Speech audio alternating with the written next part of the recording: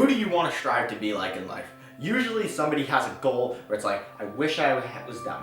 And honestly, you're probably wrong because you have no idea what their life is really like. You may want a quality of them, but that's the point that we're going to focus on today, that quality. What is a quality in somebody that you think that you want to have, right?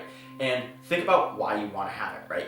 This is something you can do in your own time. Just think like, all right, this is why I want, this is a quality I want, this is why I want it. And then you can think about how you're going to get it, which is a lot simpler when you break it down into such objective things such as that. But what I'm really focusing on is who is the person that you want to be, right?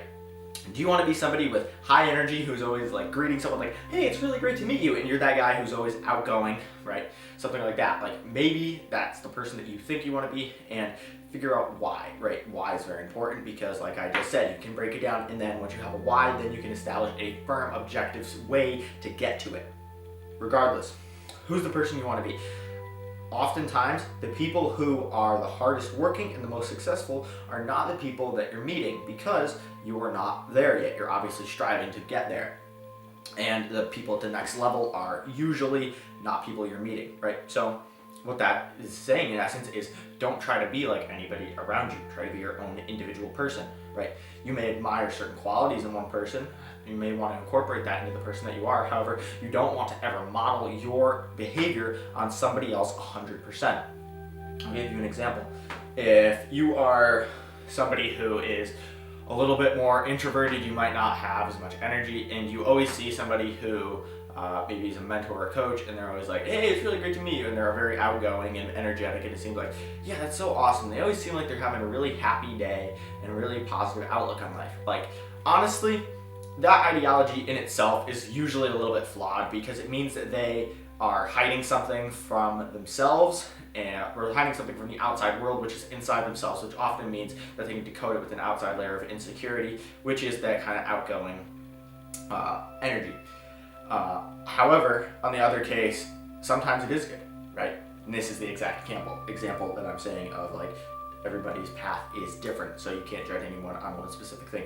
Oftentimes, when somebody is energetic, it's a great attribute to have, outwardly energetic, that is. It's a great attribute to have, however, it might not be something that you have in your toolkit, your repertoire that you want to include with yourself. So, my point being, regardless, that the hardest working individuals, people who work hard day in and day out, say you're doing manual labor, right?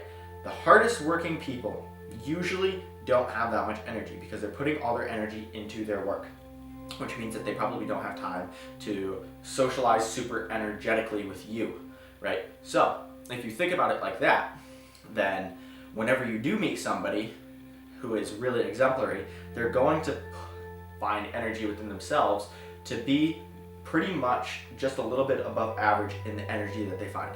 If they have so much outgoing energy to the point where it's like, yeah, it's so great to meet you. I really like this. This is my day. I'm having a super day. And you really see that coming from them. It's like, okay, like, that's great, but what are you spending your energy on? Is your job to socialize with me, or is your job to do something else? And honestly, it may seem like, if you even just look at somebody, for example, like me, like, yeah, this guy seems like he might be pretty energy. He's talking to the camera, right? Like, this is something I'm focusing on intrinsically. Like, this is the job that I am assigning myself for the day, that I need to make a high energy video, and therefore, that's where my energy is going. If you talk to me and probably 15 minutes after I'm done filming this, I'm probably not going to be talking at this speed with this level of outgoing motion with my hands, with energy talking, right? So overall, look where people are focusing their energy. That's the main lesson that I'm trying to impart with this one, is look where people are focusing their energy. Look where people who are successful are, look where people who aren't successful are. Because when you have that energy, it's very important how you divvy it up. If you're putting it in one place that it shouldn't be, you're really just exponentially causing greater issues for yourself. Look at how people spend their energy, and you're going to see how to develop better habits and rituals so that you can be more successful.